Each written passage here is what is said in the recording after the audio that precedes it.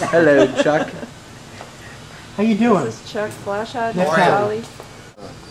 So now, is that something that could just be mounted on my pedals? Any existing Axis pedals has got these two holes right there. Uh-huh. You call them, and that's what it's for.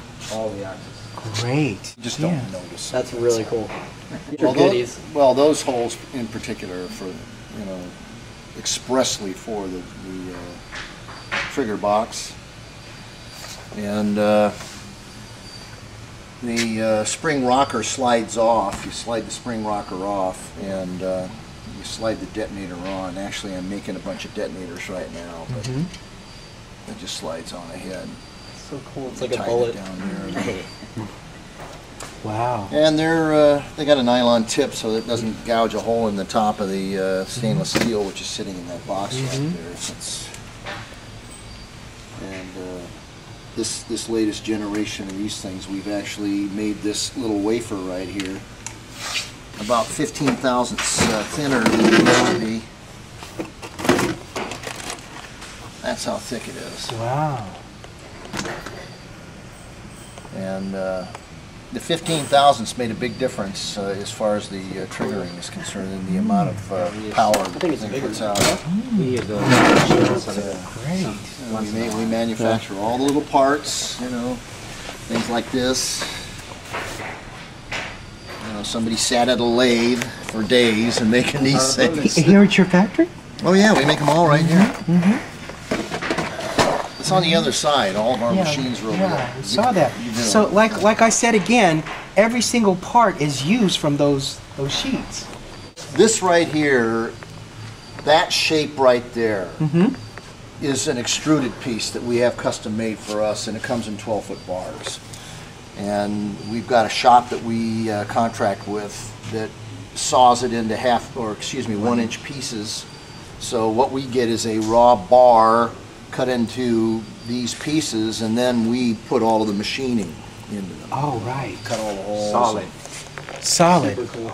Oh, I see. But it's an extruded bar, 6061 T6 aluminum. And this also, this piece right here, we get in 12-foot bars, that shape.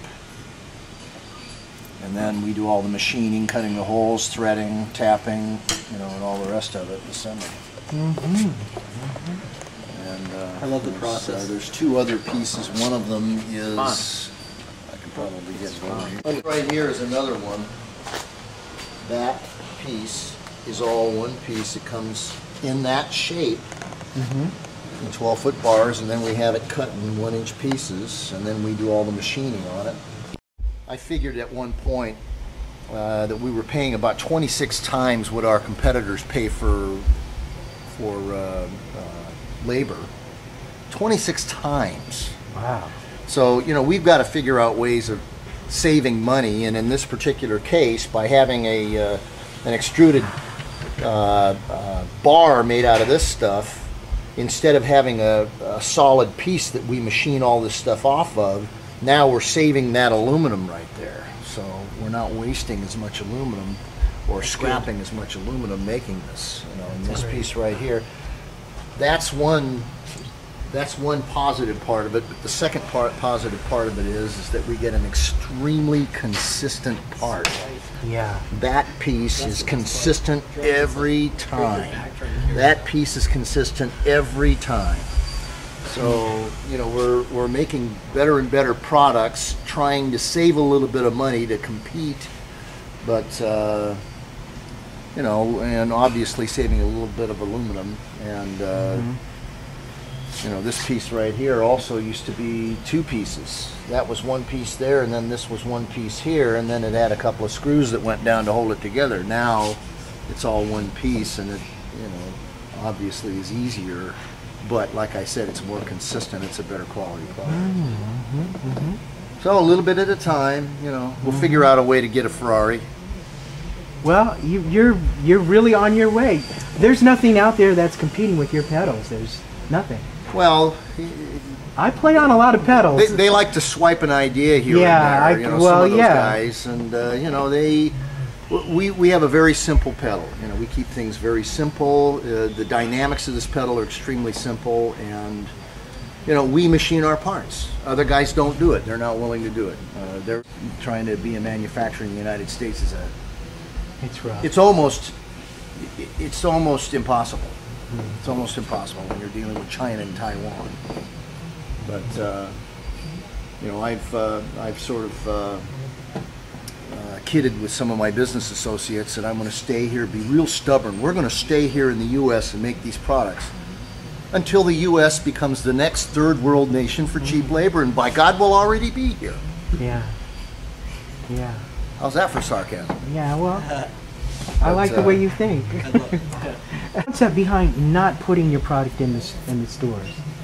Well, the fact of the matter is that we can't keep up with the orders we've got right now.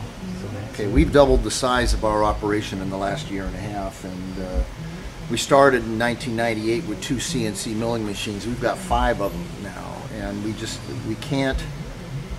Well, one of the things I tell people is that we're not going to compromise the quality of our product to slam a bunch of it out the door. Yeah. And you don't learn the nuance of how to put these pedals together overnight. You can't teach somebody. It's something that they learn. You know, Raul will be the first one to tell you, this guy knows more about the pedal than anybody. Yeah. 19 years. That's a long time. He knows everything about these pedals, and Yeah. and it's not something that you teach somebody. It's, you know, it's something that you learn through experience and feel. You know, you feel how things are supposed Well, to be. and you know, I've had a whole problem with I mean, I've been playing drums since I was 12. I'm 55. I'm sorry, Yeah. but you are a youngster still. Yeah, you know well, that, don't you? My whole problem is right here, just the cramping. And with this funny pedal, you should say I'm not cramping. I am Yeah. not cramping. You know, the funny thing is that, you know, I don't know whether Karen told you, but, you know, we had gotten requests from Joe Stronczyk, you know, the ballistic bass drum system. Yeah. And basically it was because these guys are trying to do a heel-toe technique on these tiny little footboards, and they've got a 13 or 14 size foot, and they can't get any note out of their heel. So finally, Daryl put together actually he had 1 or 2 prototypes, and then finally the prototype that actually led to the one that we're using today are sitting on his drum set over there. Anyway, he didn't think it was going to make any difference for him because he doesn't do a heel toe. Well, as soon as he started playing it, he felt the difference right there himself, because all of a sudden you weren't struggling to hit that pedal. But still getting the impact. Well, you've got leverage 2 inches further back on the pedal. You got a bigger sweet spot, which allowed these guys with the heel toe to get a note out of that heel. So, Yeah. and it's worked for us. You know, I mean, I think that we sort of started something when we made these long ones, and I think there are 1 or 2 other guys out there that are making them now.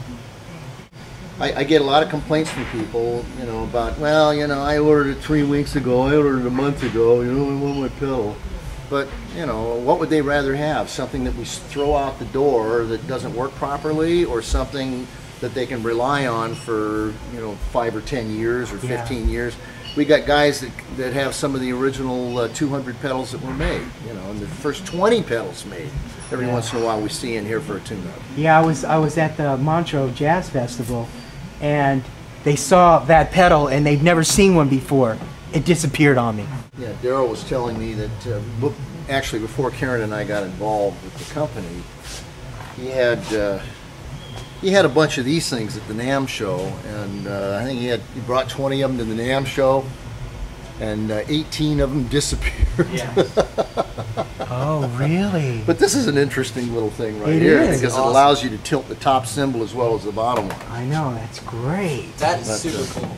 Yeah. I didn't even know great. the top one was. Like, when you- And actually, a good friend of ours and Daryl collaborated to make this design. A guy named Stevie D. Do you know who he is? Yeah. Stevie DeStanislaw. Yeah. He was one of the ones that designed that. He gets the credit.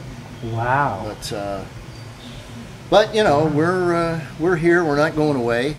We'll stay in the U.S. and we'll continue to make products as long as people are buying them, and as long as we can make a quality product that we can be proud of, and the people that buy it can be proud of. Yeah. Basically, that's it.